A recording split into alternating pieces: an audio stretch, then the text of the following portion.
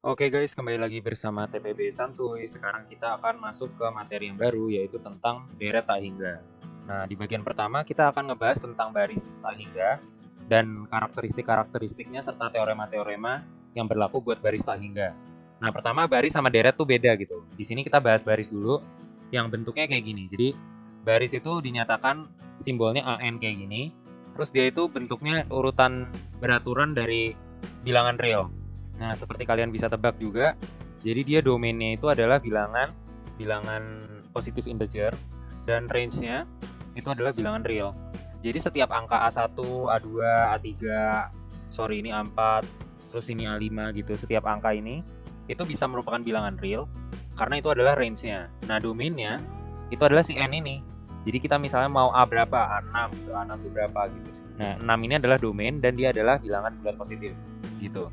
Nah, contohnya adalah misalkan kita punya baris yang paling sederhana kayak gini. 1, 2, 3, 4, 5, titik, titik, titik. Nah, baris itu bisa didefinisikan dengan kita memberikan beberapa suku pertama gitu. Jadi 1, 2, 3, 4, 5. Kalau baris kayak gini, kita udah tahu kalau dia itu adalah baris dengan rumus AN sama dengan N gitu. Nah, gimana kalau untuk baris misalkan AN sama dengan 1/N?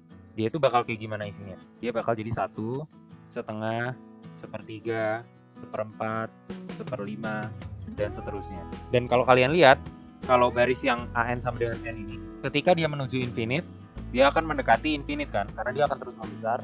Sementara baris ini, baris AN sama dengan 1/N ini, ketika dia menuju infinite, dia akan mendekati 0. Nah, jadi limit ketika baris N-nya menuju infinite dari AN itu mendekati suatu angka yang terhitung atau finite gitu, maka baris itu dibilang baris yang konvergen.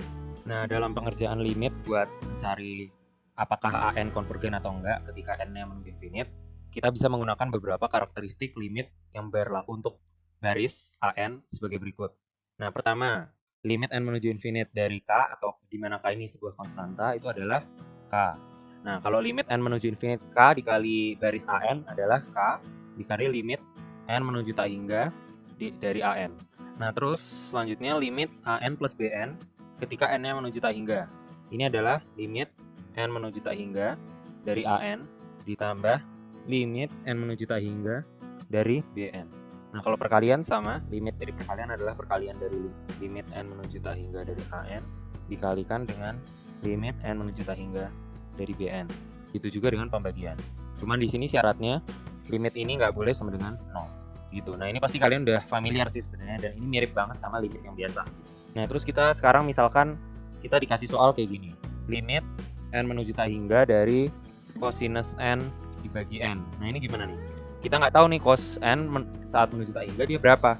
Nah, untuk kayak gini kita bisa pakai yang namanya teorema Apit atau squeeze theorem. Ini yang kalian juga udah sangat kenal. Jadi kita kerjainnya gini.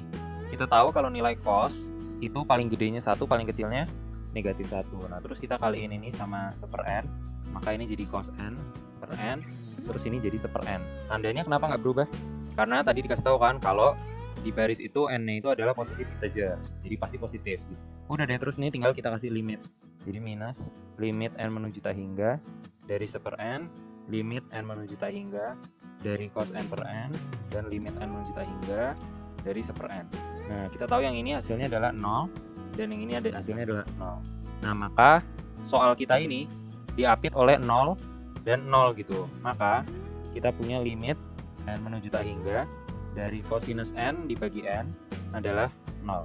Nah, teorema apit ini kita bisa pakai juga buat menghasilkan teorema baru gitu. Jadi misalkan kita punya baris AN. Baris AN ini dia nilainya pasti lebih kecil atau sama dengan mutlak dari baris AN. Jadi kan barisnya bisa kayak gini kan, 1, 2, min 3, 4, min 5 gitu, bisa aja tandanya berubah-berubah gitu. Nah, dia itu pasti sama atau kurang dari mutlaknya, dan dia pasti lebih besar atau sama dengan negatif dari mutlaknya, ya nggak sih? Nah, terus apabila kita ambil limitnya, limit N menuju tak hingga, dari ini negatif mutlak AN, terus kita ini kasih limit N menuju tak hingga juga, maka dari teorema Apit kita dapetin kayak gini. Terus gunanya apa? Nah, jadi misalkan si barisan AN ini limit N menuju tak hingganya ini mendekati 0, maka ini kan hasilnya 0 nih. Tulis deh, jika limit N menuju tak hingga dari negatif mutlak AN mendekati 0, atau ini negatifnya kita hapus. Kalau limit mutlak AN sama dengan 0, maka negatif AN juga kan negatif 0 kan ya, sama dengan 0 gitu kan. Nah, maka kita dapat ini sama dengan 0 limit n menuju tak hingga dari AN 0 juga gitu. Nah, kesimpulannya apa? Jadi jika limit n menuju tak hingga dari mutlaknya si barisan itu menuju 0, maka limit n menuju tak hingga dari barisan itu nggak usah dimutlakin, itu 0 juga gitu. Ini bergunanya kayak gimana? Jadi gini, misalkan kita dikasih soal, kita disuruh nyari limit n menuju tak hingga dari sequence yang polanya gini, min 1 pangkat n dikali 1/n². Ini berapa? Nah, kita bisa kerjain ini dengan cara mengerjakan limit n menuju tak hingga dari 1/n² aja. Min 1 pangkat n nya nggak usah kita peduliin gitu. Nah, ini kalau kita masukin, maka 1/∞² kan jadi 0 gitu. Nah, jadi karena ini 0, maka limit n menuju tak hingga dari min 1 pangkat n 1/n² itu 0 juga gitu. Nah, udah. Terakhir, ada yang namanya monotonic sequence theorem. Nah, teorema ini bilang gimana? Gini. Jadi untuk sequence baris yang monoton, misalkan dia monoton turun ya. Jadi barisnya itu kayak gini. Ini misalkan 1 ini n, terus ini an, 1, 2, 3 dan seterusnya gitu ya, 4. Nah, dia misalkan monoton turun gitu. Dan misalkan jadi kalau misalkan nih kayak an-nya ini sama dengan 1/n. Nah, dia kan nggak mungkin negatif kan, karena ini pasti positif kan. Kan n-nya positif.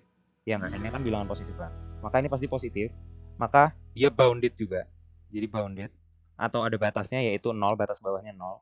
Maka monotonic sequence theorem ini memastikan bahwa barisan yang monoton entah naik atau turun dan bounded atau ada batasnya. Kalau misalkan turun ada batas bawahnya kayak gini. Kalau misalkan naik dia ada batas atasnya gitu. Pasti dia konvergen gitu. Jadi barisan yang monoton dan bounded adalah barisan yang konvergen gitu.